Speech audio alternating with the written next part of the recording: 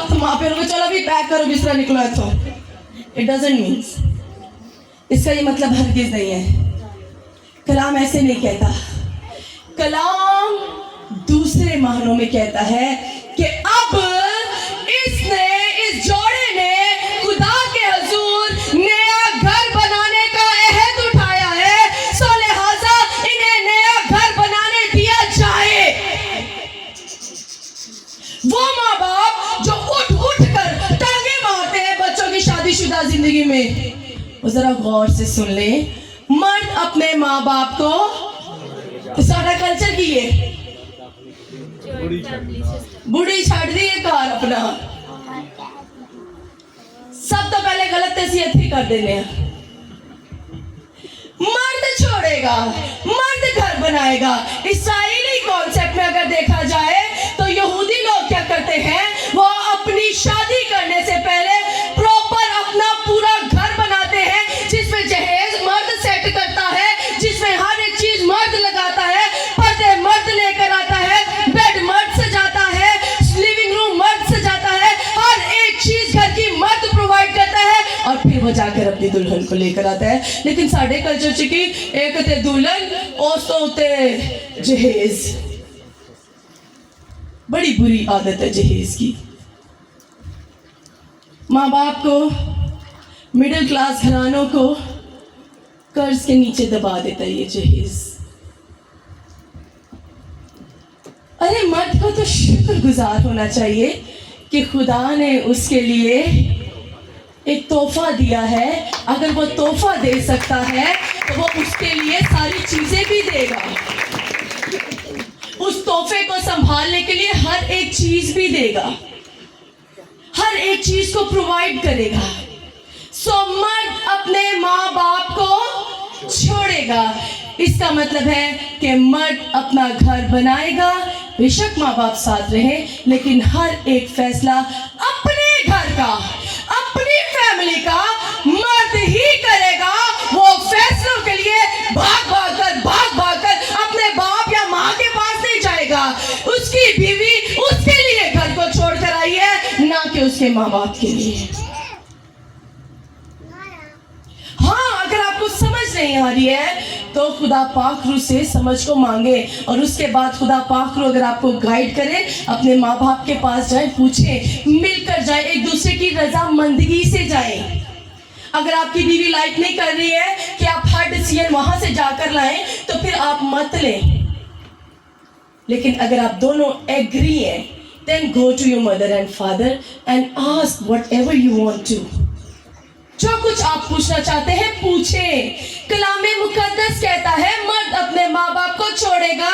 मैं समझ रही सा, मैं मैनू खुदा ऐसी तकवीत दे रही सी, समझा रहा सी कि जो मर्द जेड़े मर्द नहीं ना छड़ दे, भाइयों खास तौर से आपसे बात, जो मर्द नहीं ना छोड़ते, अपनी बीवी के तमाम हुकूक फराइज निभाते नहीं है ना, अपनी बीवी के लिए तमाम चीजें प्रोवाइड नहीं करते हैं, उसकी सुनते नहीं है, वो हमेशा अपने घर में एप्पल ऑफ डिस्कॉर्ड होते हैं, यानी लड़ाई की जड़ होते हैं। कहते वो औरत को है बात बात पर, और तेरी वजह से नो, तूने अपने घर में तीसरे शख्स की इंटरफेरेंस की, हेड तू है उसके घर का, जिसके लिए औरत आई है, औरत के लिए हेड तू है, ना कि तेरा बाप। तेरा बाप सरबराह होते हुए अपना घर संभाल चुका, नाउ रिस्पॉन्सिबिलिटी इज योर्स। तेरे बाप ने अपना घर संभाल लिया है, उसने अपनी जिम्मेदारी निभा दी है। अब तूने खुदा के हुजूर अहद उठाया है कि मैं अब घर बनाऊंगा तेरे अहद में रहकर, तू मेरी मदद कर खुदावन। अपने अपने घरों को भाइयों संभालना सीखे।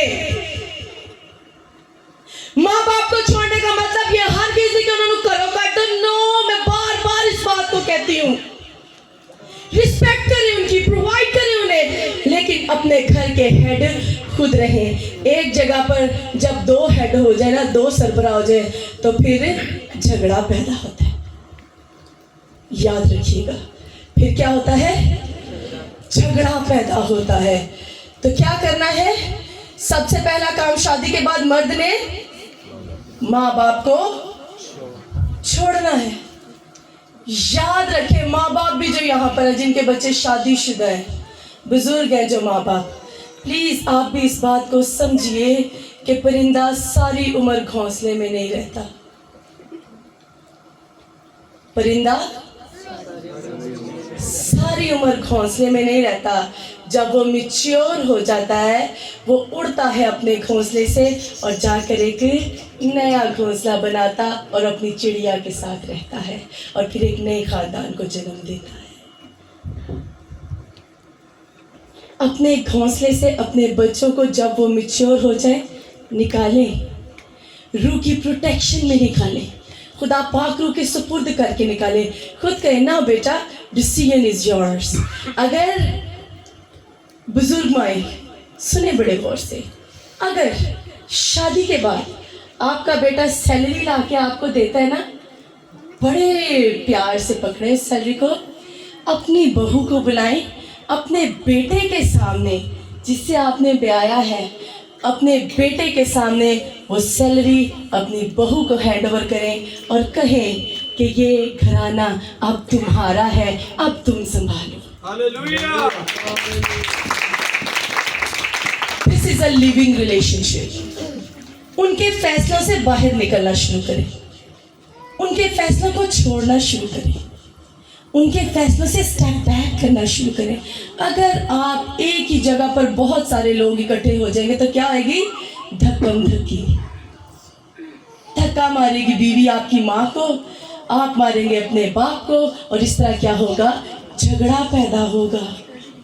शादीशुदा जिंदगी में दो ही लोग रह सकते हैं, मियाँ और बीवी, तीसरा कोई नहीं, तीसरा कोई नहीं। आज इस बात को अपने पल्ले से बांध लें। ते भाइयों का जे पल्ला नहीं ना, ते बस अपनी अकल च बांध लो, शर्ट च बांध लो। इस बात को बांध लें कि शादीशुदा जिंदगी में दो ही लोग रह सकते हैं, मियाँ और तीसरा कोई नहीं रह सकता। तीसरा जब भी आएगा आपकी शादीशुदा जिंदगी डिस्टर्ब हो जाएगी। Let's come to the second point. दूसरा रिलेशनशिप क्लीविंग रिलेशनशिप है। कौन सा रिलेशनशिप है? क्लीविंग का मतलब होता है चिपक जाने वाला रिलेशनशिप। पहला कौन सा था? छोड़ने वाला। दूसरा कौन सा है? अगर आसान लफ्जों में, चिपक जाने वाला। दूसरी कौन सी बुनियाद है? चिपक जाना। इस तरह से चिपक जाना, एक पेपर ले, उसके ऊपर गूंद लगाए, कोई भी गम लगा दे, UHU लगा दे, जेड़ी भी गम थानू लगती है ना, बड़ी अच्छी है, ला दो उस गम नू ते उहदे उत्ते दूजा पेपर रख दो। बाद चो कुछ प्रोसेस चो लंघन दो, जिदों तक वो ड्राई नहीं हो जाता। क्लीविंग रिलेशनशिप इसकी मानिद है। जब वो ड्राई हो जाएगा तो तुसी पेपर नु जुदा जुदा करने की कोशिश करोगे, पेपर फट जाएगा, पेपर टूट जाएगा, पेपर मुक जाएगा, पर वो जुदा नहीं होएगा। इसी तरह मसीही जोड़ा एक दूसरे से कभी जुदा नहीं होता जब वो एक दफा जुड़ जाता है। बड़े आराम से असी की कह देने, चले पैक कर अपने कपड़े, ते निकल आया तो तेरी कोई जगह नहीं है थे। भाइयों, ताड़ा कार बनाने वाली कार चो जान दा हक नहीं रखती। आपके घर को घर बनाने वाली आपके घर से जाने का हक नहीं रखती। अगर आपको उसकी समझ नहीं आ रही, थोड़ी देर खामोश हो जाओ। Silence is the best healing, मेरा ये मानना है। Silence is the best healing. जब जख्म बहुत ज्यादा हो जाए ना, दर्द हद कर जाए, जैसे कि कर रहे हैं, बस खामोश होते हैं। पर्सनल एक्सपीरियंस आपको बता रही हूँ।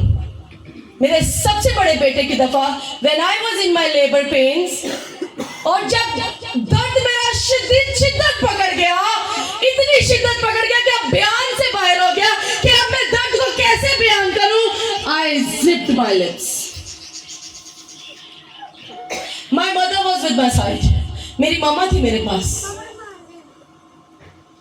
एक वक्त में मैं उन्हें बता रही थी, लेकिन एक वक्त आया कि मैंने बताना बंद कर दिया, मैं खामोश हो गई, बिकॉज मेरा दर्द हद से बढ़ गया। और जब खामोश हो गई तो खुदावंद ने मुझे बरकत दी। जब हम झगड़ा हो और उसमें जरूरत से ज्यादा फ्यूल डाली जाए तो आग भड़कती जाती है, पूरे जंगल को जला देती है, पूरे खानदान को तबाह कर देती है। ना सिर्फ उस खानदान को जो मसीह में नया बना होता है, बल्कि उन खानदानों को भी जिन्होंने इन्हें जोड़ा होता है। मेका भी डिस्टर्ब हो जाता है और ससुराल भी डिस्टर्ब हो जाता है। आज हम बीवी अपने शौहर को शायद कुछ नहीं समझती, थोड़ी पढ़ी लिखी माएँ आ गई है ना। मैं उस दिन व्हाट्सएप पे देख रही थी, मुझे अच्छी लगी स्टेटमेंट। मैं देख रही थी कि हमारी माएँ, जो हमारी माएँ, इनका वो वाला बैज है जो फोनों से परे था, पर हम इंक्लूडिंग मी, मैं भी एंड्रॉयड ऐप यूज करती हूँ, मैं भी एंड्रॉयड फोन यूज करती हूँ, इंक्लूडिंग मी, मुझे शामिल करते हुए अब के दौर की माएँ व्हाट्सएप वाली माएँ हैं, फेसबुक वाली माएँ हैं। वो बड़ी बात है खुदा के कलाम से सीखने की बजाय, और फेसबुक तो सीखन दिया होंदिया ने, व्हाट्सएप से सीख रही होती है, स्टाइल कैसा मारना है, बात कैसे करनी है। ओ मेरे तो राइट्स आ गए हैं यहाँ पर। ओ कम ऑन, बाइबल मुकद्दस एक ऐसी किताब है जो दुनिया के हर एक मौजू पर बात करती है। आपको रिलेशनशिप में समझ नहीं आ रही, do not open your apps. Relationship की समझ नहीं आ रही, मत इंस्टा खोले, मत फेसबुक खोले, मत ट्विटर खोले, मत यूट्यूब खोले, सिर्फ खुदा का कलाम खोले।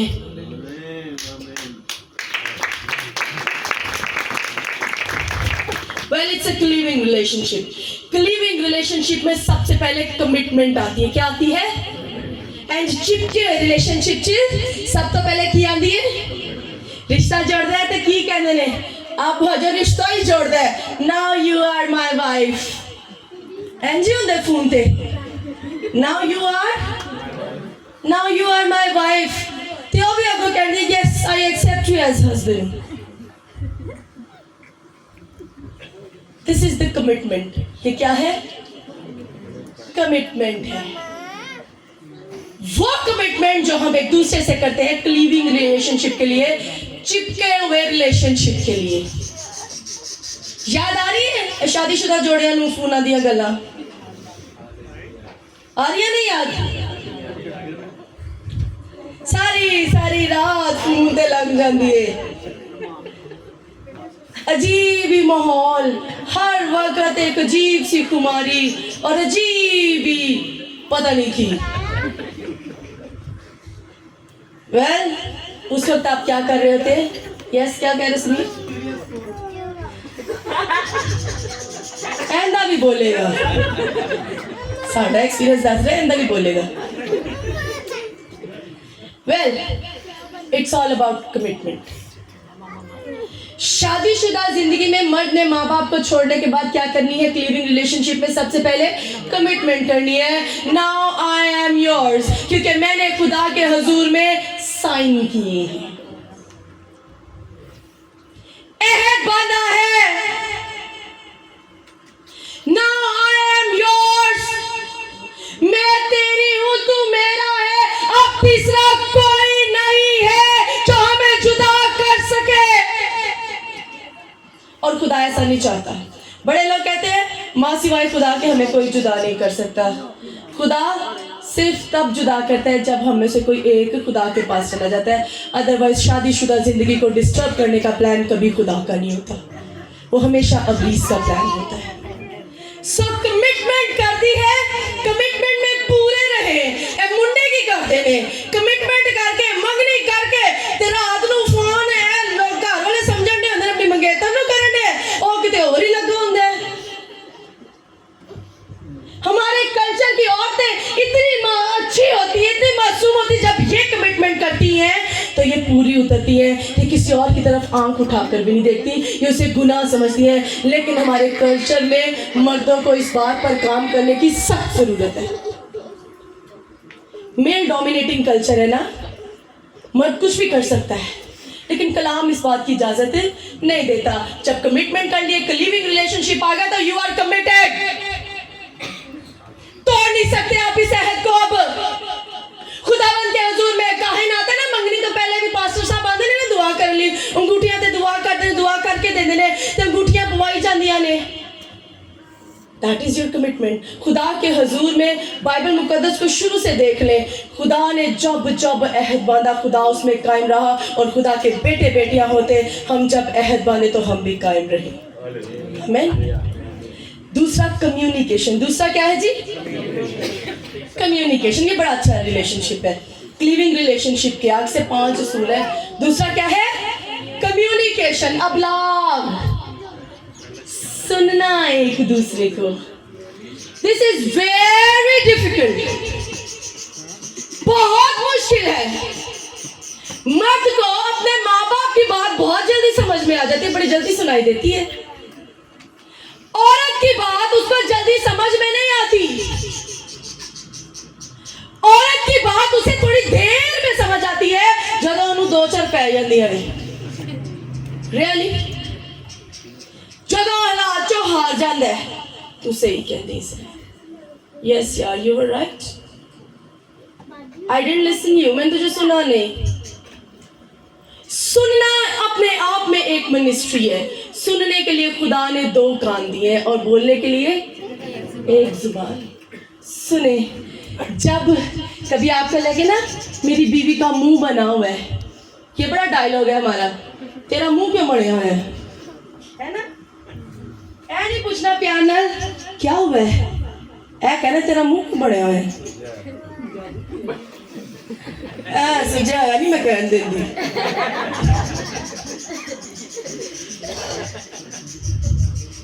तुम्हारा मुंह क्यों बना हुआ है?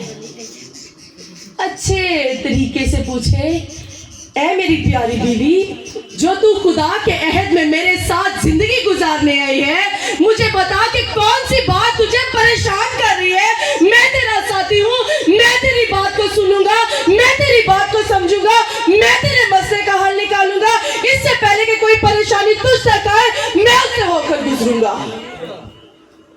इसी तरह बीवी भी, ਉਹ ਸਾਡਾ ਤੇ ਉਹਨਾਂ ਦੇ ਆਉਣ ਤੋਂ ਪਹਿਲੇ ਸੁਝਿਆ ਹੁੰਦਾ ਨਾ, ਅਸੀਂ ਉਹਨਾਂ ਦਾ ਆ ਕੇ ਸੁਝਾ ਦਿੰਦੇ ਹਾਂ। ਸਾਡਾ ਸੁਝਿਆ ਹੁੰਦਾ, ਇਸ ਲਈ ਉਹਦਾ ਵੀ ਸੁਝਣਾ ਲਾਜ਼ਮੀ ਹੈ।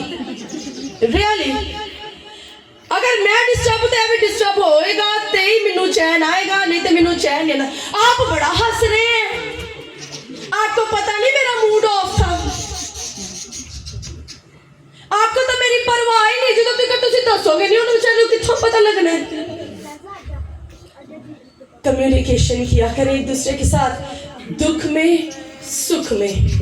इसके बाद मेरी रिक्वेस्ट है, पास्टर बेली से बड़ा अच्छा गीत गाते हैं, उन्होंने कभी नहीं कलीसिया में गाया, दुख सुख का रास्ता है तेरी मेरी जिंदगी।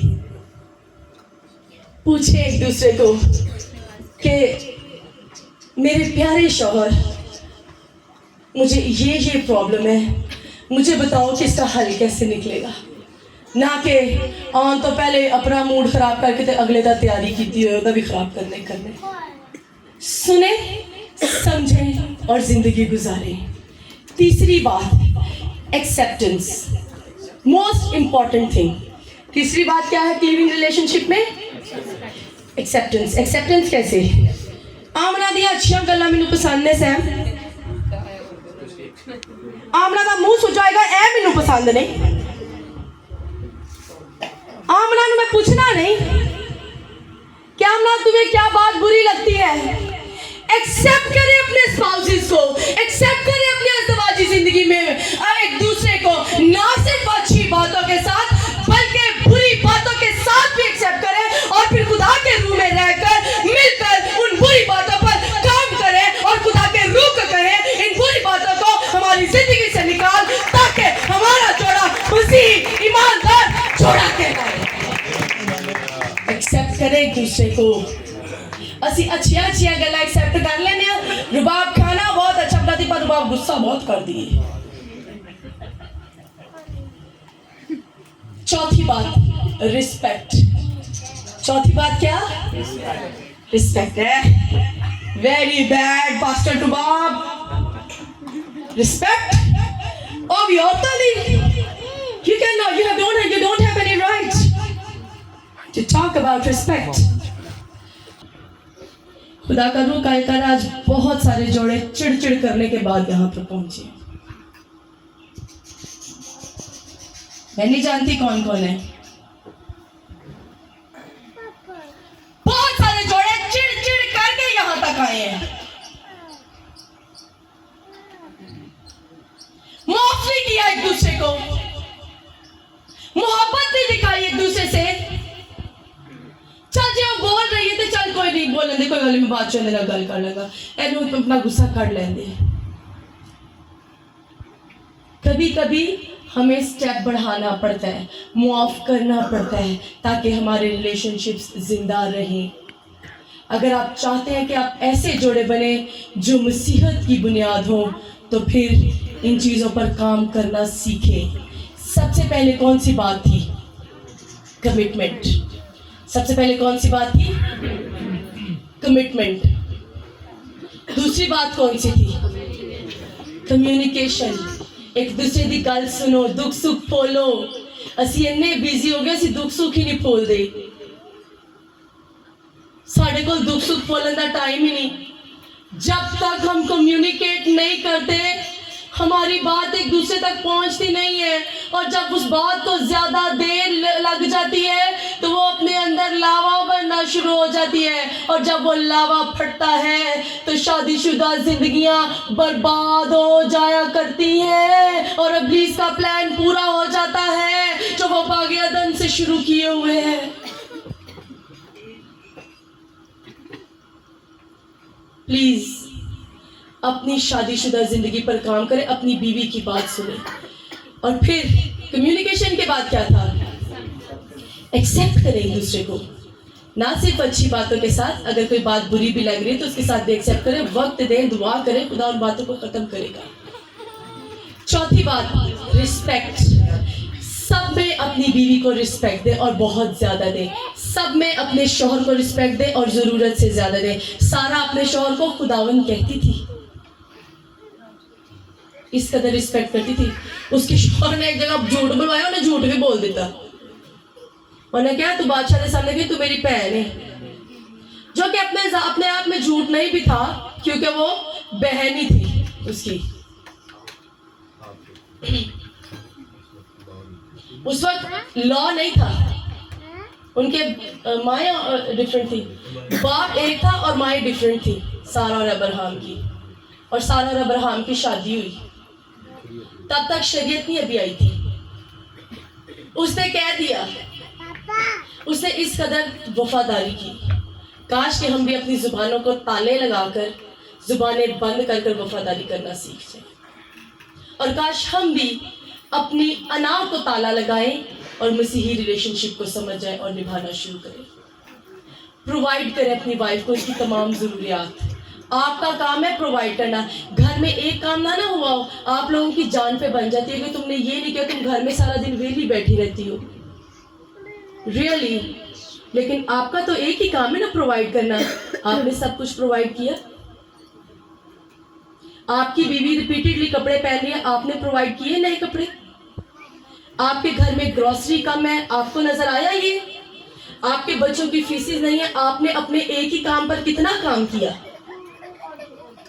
अपने उस एक ही काम पर फोकस कर ले, बीवी को उसके काम करने दे। She knows better. आखिरी बात के साथ वाइंड अप करेंगे कि हमें माफ करना चाहिए।